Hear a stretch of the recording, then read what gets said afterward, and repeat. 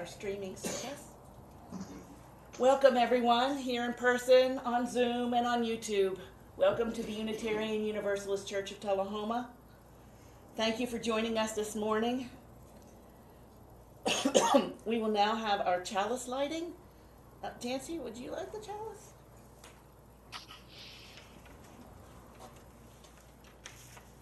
Where we find the darkness of ignorance, let us bring the light of reason. Where the darkness of despair prevails, may we share the light of hope. When we encounter the darkness of hate, let us shine the light of love. Thanks, Jancy. This is now the time we have announcements. I'm going to start and say we have been getting more pledges. So that's wonderful to help with our proposed budget. The budget will be approved by the board, or a budget will be approved by the board to present to the congregation, and that board meeting will be on April 10th. I believe that's right. Whatever the second Sunday is in April, I think it's the 10th. The congregational meeting will then be the first Sunday in May.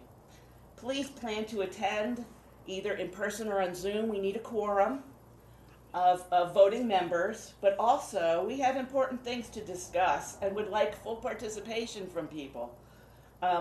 If for some reason you can't come, it would be really great if you found someone who is going to be here and went through the process of giving them your proxy.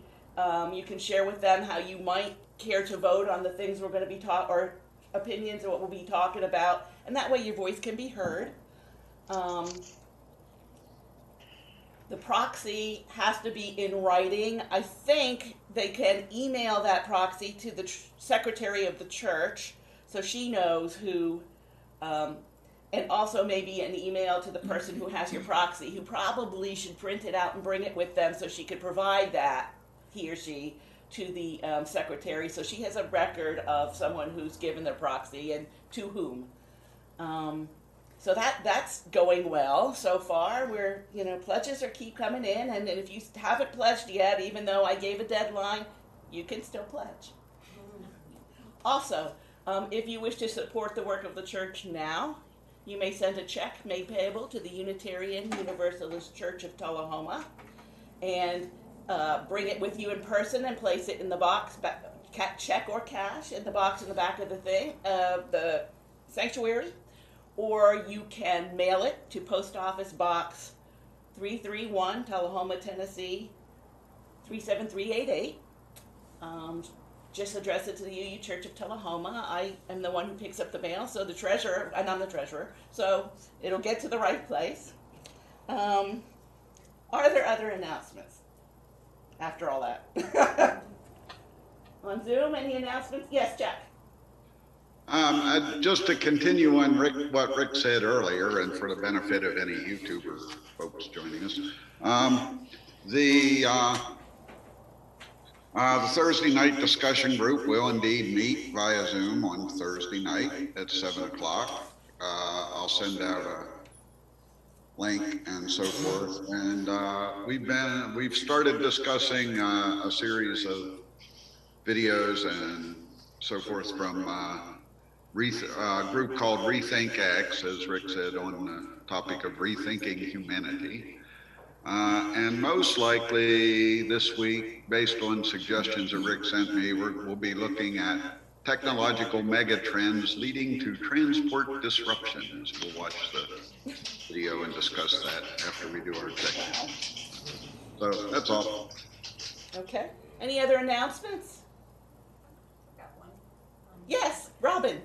We're having an Earth Day celebration at the Farmers Market at South Jackson Civic Center on April 18th at 3 o'clock is when that'll get started. So the Farmers Market is going to start the first week of April, but this will be, I guess the second or third thing. But yeah, we're excited. We'll have music and composters and rain barrels and stuff. So cool. Yeah. So that's April 18th. 18th. That's a Monday. Okay. And the Farmers Market, so you can get fresh produce too. Great, thank you. Any other announcements? one on Zoom? No, no announcements. I have one more. Carrie Hawk, who is right now our program director, has scheduled sort of a one-day get-together. I don't want to call it a retreat because she is planning to hold it here at the church building rather than at Tim's Ford. And that will be on April 23rd. So if you have any ideas or input for Carrie, please contact her. We'll have lunch, some sort of a lunch, pizza or sandwiches or something, and activities. Carrie will publish them as soon as we have them all set, but right now it's in the planning phases. Also, it would be good if you can tell her if you're planning to come, because it would be nice to have sort of an estimated head count of who might be coming. And that would be Saturday, April 23rd. Anyone think of anything else? No. Okay. Now we move on to our responsive reading. In your books, it's number 444, and I did publish it. I did send out an email with it for the Zoom people so that they would have text of it as well. It is This House by Kenneth L. Patton, and I will read the regular text, and then in unison we'll read what text is in italics. Number 444.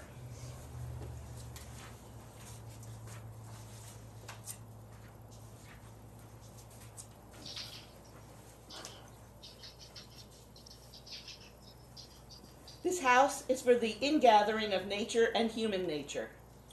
It is a house of friendships, a haven in trouble, an open room for the encouragement of our struggle. It is a house of freedom, guarding the dignity and worth of every person. It offers a platform for voice, for declaring both in times of security and danger, the full and undivided conflict of opinion.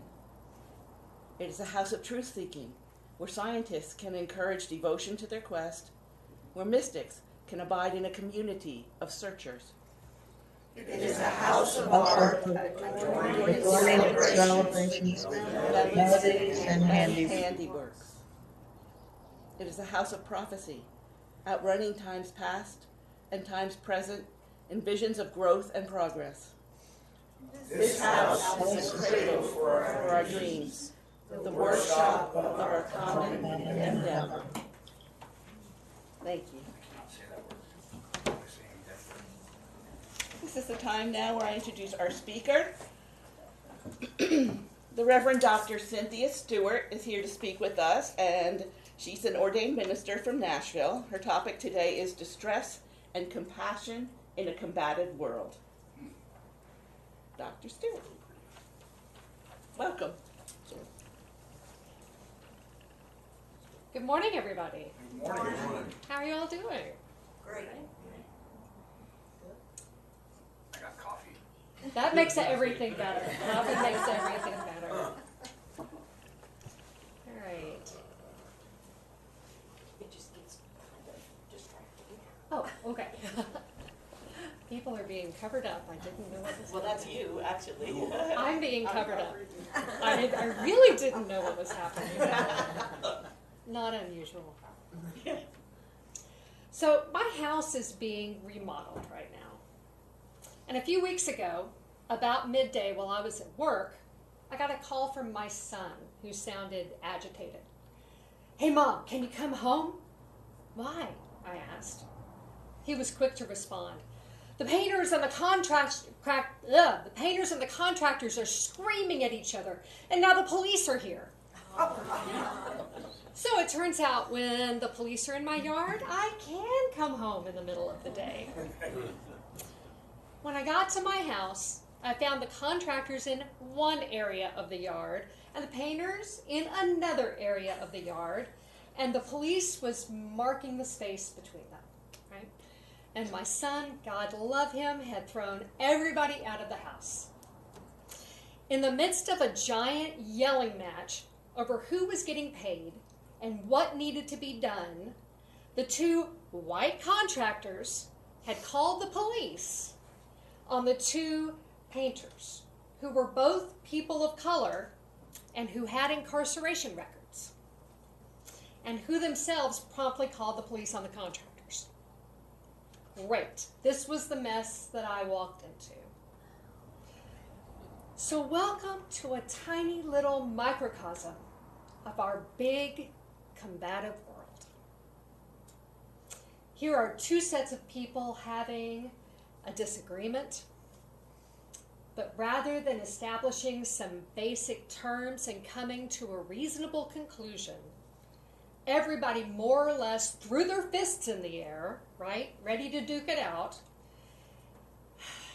and they retreated into I'm right, they're wrong mentality.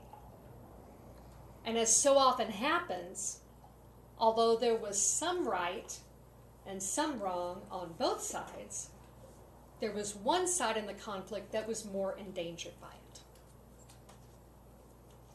We see this kind of combativeness and its problematic aftermath in individual shouting matches, in the way our society seems to be splitting in two, and in wars and rumors of wars that are taking over our newspapers and our television screens right now. Fear and anxiety, they're just running rampant.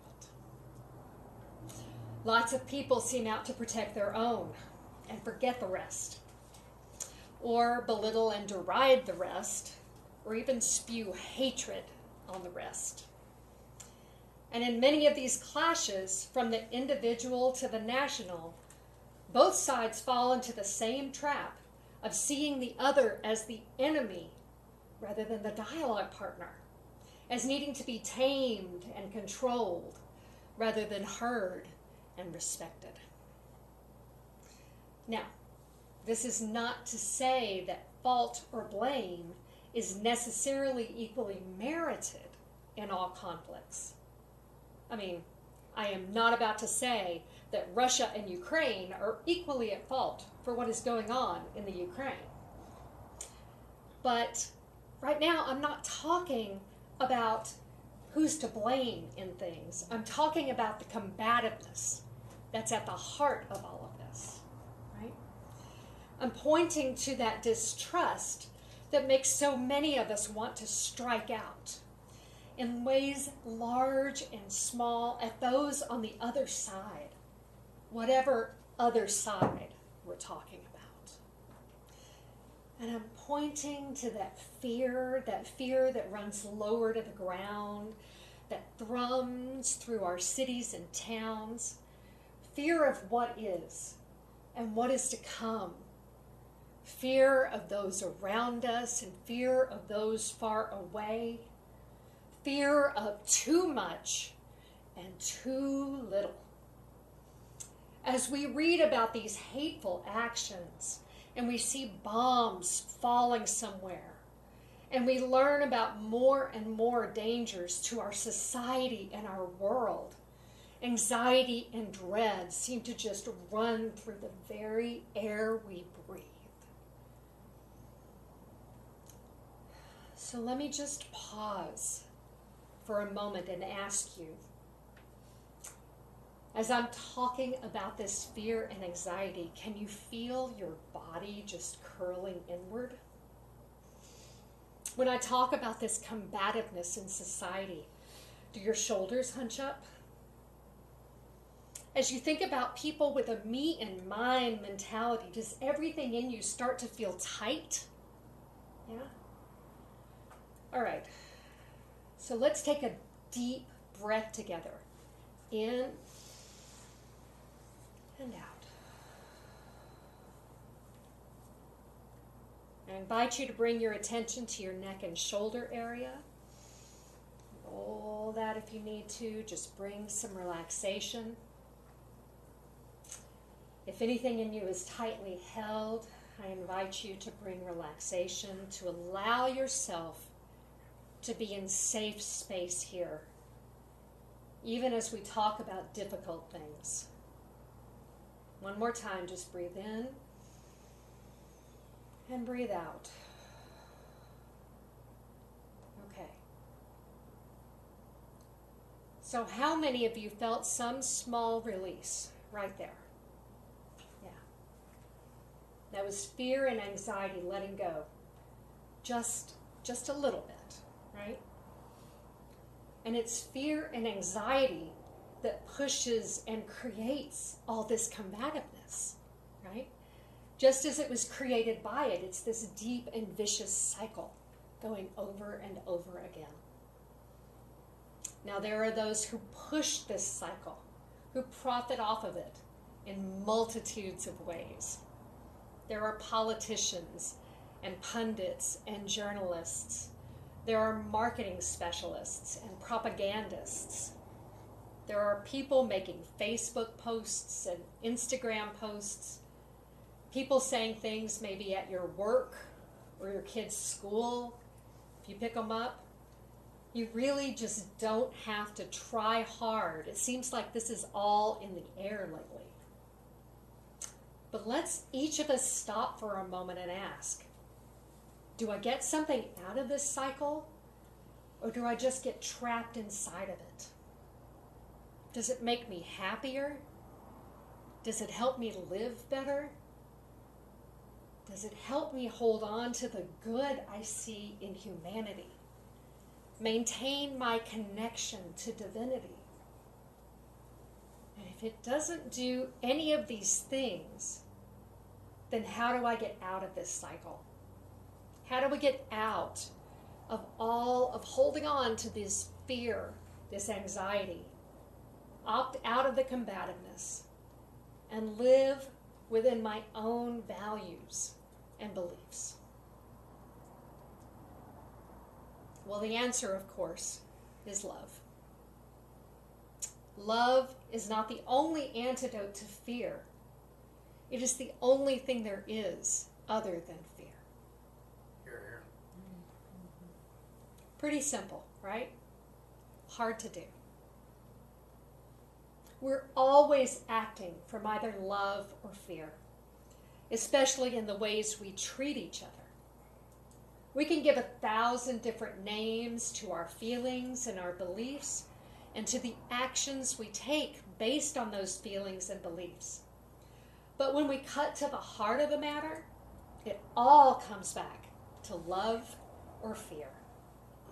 Are we looking with eyes of compassion at this other person, this other group? Or do we fear that by their words or actions or very presence in the world, they're going to take something away from us, destroy something that matters to us? Now, maybe we have a very good reason for our fear. I mean, the people in the Ukraine have a good reason to fear Russian soldiers right now, right? Black and brown people in this country have a good reason to fear the power wielded by white people, which has so often been wielded against them. I'm not asking whether we have reasons for our fear and anxiety, right? I'm asking how we move forward when we feel it. So, maybe you hope you can get out of the fear and just stay in the love all the time. Well, here's the simple and hard truth: you can't. Unless you and your app on the phone, right, have reservations at some mountaintop Himalaya resort that I don't know about, you've got to deal with the real world. And the real world has beauty and wonder and ugliness and beauty and uncertainty and destruction and terror all mixed up together. And we have to deal with all of it. So we're going to experience fear and anxiety. We can't get away with not experiencing them. So if we can't get away from our fear and anxiety and combativeness and keep it completely at bay, what we can do is keep turning back to love over and over again. Every time the anxiety seems like it's going to overwhelm us, we stop, we breathe, we recenter in love, and we start moving forward again. Every time we think our society is going to drown in hate, we stop, we breathe, we recenter in love, and we start moving forward again. And every time we think that our world is on the brink of a colossal war, we stop, we breathe, we recenter in love, and we start moving forward again. And every time we take that conscious breath, every time we recenter in love, every time we start moving forward with peaceful rather than fearful intentions, we remake the world. Ever so slightly. But we remake a space of fear into a space of love. And just try and tell me that that's not what our world needs right now. Yeah? So let's talk about some of the ways that we can recenter in love when things feel scary and overwhelming. The first is easy to do, easy to say, but hard to do. And that's to go back to our first principle, right? The inherent worth and dignity of every person. Every person. We all agree in principle that every person has worth and dignity. But what about in practice? Practice is the hard part, right? So does this mean, for instance, that, I don't know, ex-presidents who promote lies about elections have inherent worth and dignity? What about world leaders who start wars? What about the person who has made some seriously off-color remark, maybe at a family dinner? Does that person have worth and dignity? What about the person headed to prison for a sex crime or for some abuse against children? What about that guy who cut you off in traffic last week? Or really, as I was driving over here, right? Did they have inherent worth and dignity?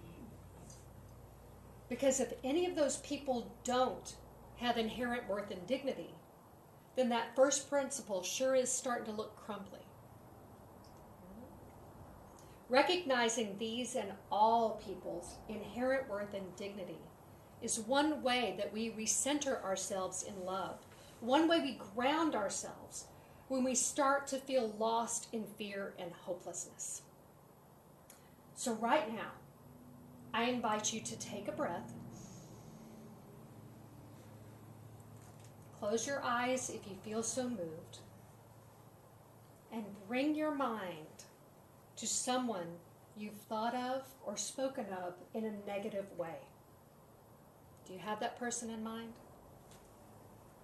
And now I invite you to imagine that person surrounded in sacred compassion or the warm light of God's love. And then let's send metta energy to this person. May this person be filled with loving kindness. May this person be well.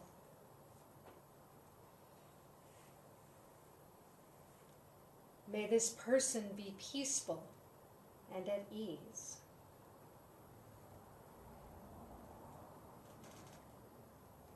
May this person be whole.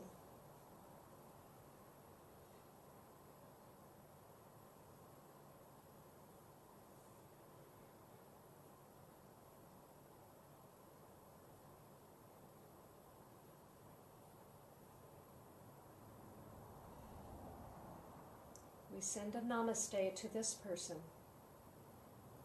And with this small action of returning to the first principle, we recenter in love. Another way that we can recenter in love is to come back to the present. Most of the time when we're caught up in fear and anxiety, we're living in the future or caught up in the past, right? We know all the pains of the past, and they sure can come back larger than ever in our fears. And when we talk about our combative world, we might as well just post a "Here there be dragon" signs about our thoughts about the future, you know? So listen to news about climate change or legislative action against LGBTQ plus people, and it's easy to live through various apocalypses in our minds, right? So when it comes right down to it, all of those worries that we have, we live in a riot of fear in our minds, but it actually doesn't do anything to help. It doesn't change things, all that worry. What does help is to live in the present, clearly see it for what it is, rather than what we wish or fear that it might be, and then work steadily for the future that we want. So let's take a moment to practice living in the present. One of the ways to come back to the present is simply to engage our senses. So I invite you to take a moment, again, to close your eyes if you feel so moved. Take a breath.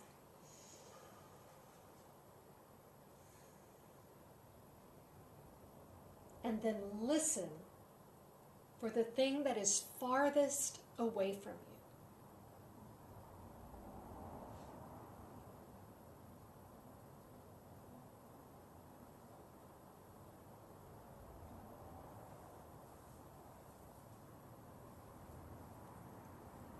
And then listen for the thing that is closest to you.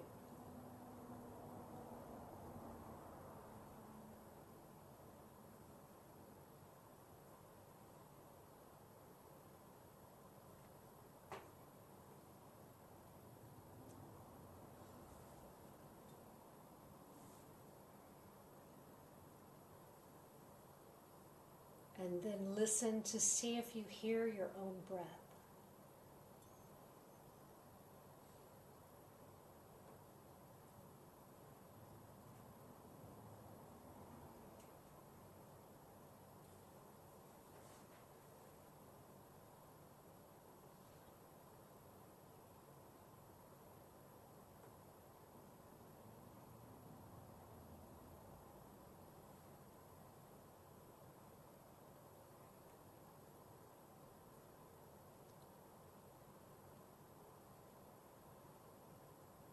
Namaste to our listening presence.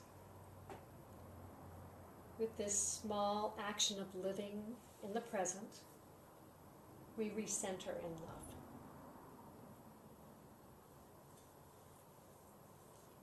Now, sometimes we feel angry, frustrated, helpless about the things going on in the wider world. One of the ways that we recenter in love is letting go of what we cannot do. And that helps us recognize what we can do, right? We get so caught up in the things that we are unable to do that we can fail to recognize what we can do. So this clarity allows us to free ourselves from that anxiety and feeling of helplessness and turn all of our energy to what is within our ability. For instance, I may feel angry and frustrated that a U.S. House representative was disruptive during a State of the Union address and spoke at a rally led by a known white supremacist. Yeah, I was pretty angry about that. But instead of staying stuck in that anger and anxiety at this person, I can acknowledge that I have no control over that representative's actions, and that worrying over them is not going to change anything. Right? I just have no control in that. And then I can turn to what I can do. I can send money to the representative's opponent in the next election. I can educate myself and others about the corrosiveness of white supremacy. I can participate in and support projects working on returning civil discourse to society. I mean, there's a lot of things I can do. I simply have to acknowledge what I can't do and then turn my attention around. Right? So now I invite you to think of a situation in the wider society or the world that brings on feelings of helplessness or anxiety or anger. And I invite you to sit with that emotion for a moment.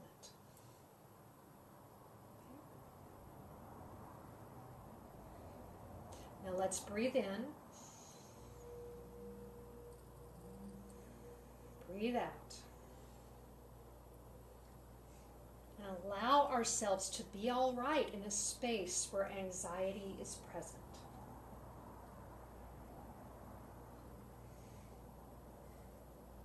Now think about one thing you can free yourself from feeling like you must do or are supposed to do in this situation. One thing you can't control, can't change with your fear or anxiety, and to yourself name it clearly and breathe.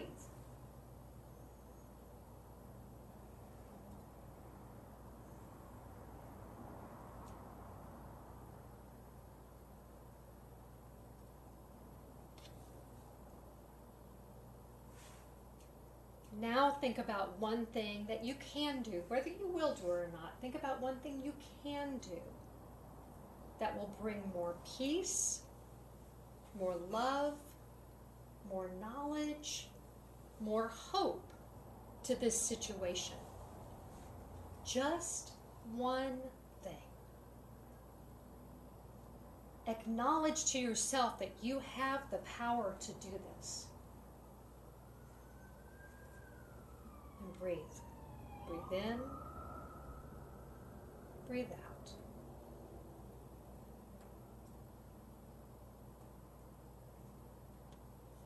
Namaste to this act of empowerment. And with this small act of empowering ourselves in the midst of chaos, we recenter in love. So here we have it. Returning to our first principle, coming back to the present, acknowledging what we can't do, and empowering ourselves to do what we can. These aren't large things. They're not hard things, or things that are radically going to alter the world around us, but they do recenter us if we allow them to do so.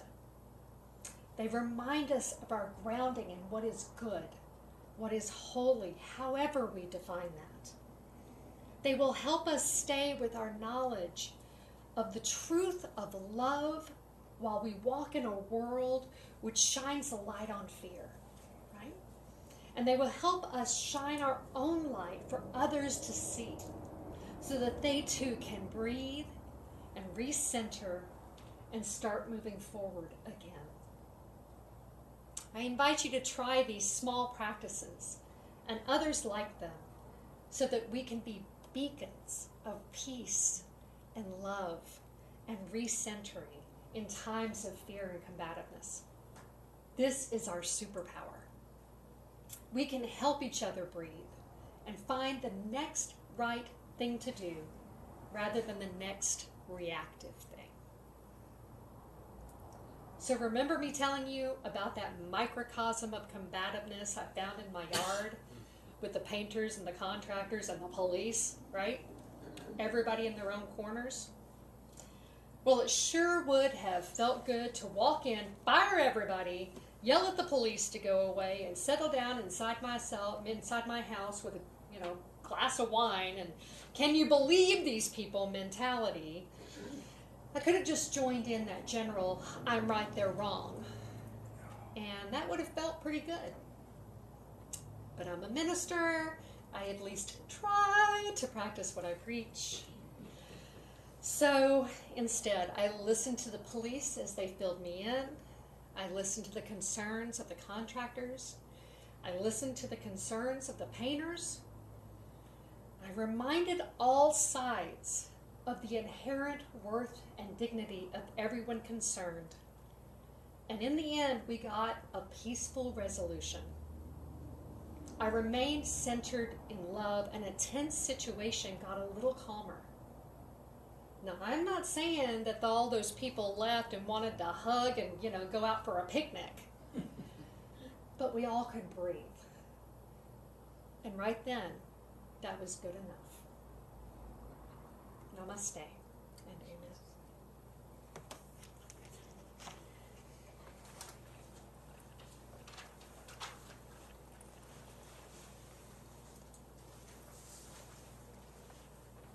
Thank you, Dr. Stewart.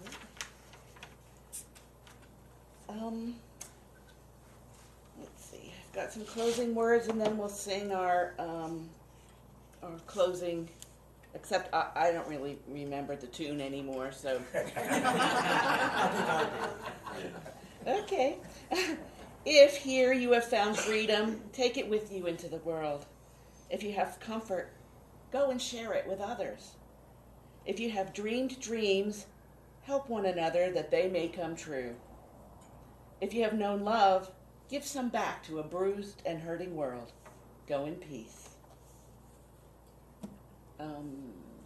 Somebody want to start the closing word? It's in the book, but I don't even know where. What's the number? That's a good question. 414. 414. There we go. It's very short, so I don't even look at it anymore. Hold on, wait. We leave this friendly place. Love give life to every face.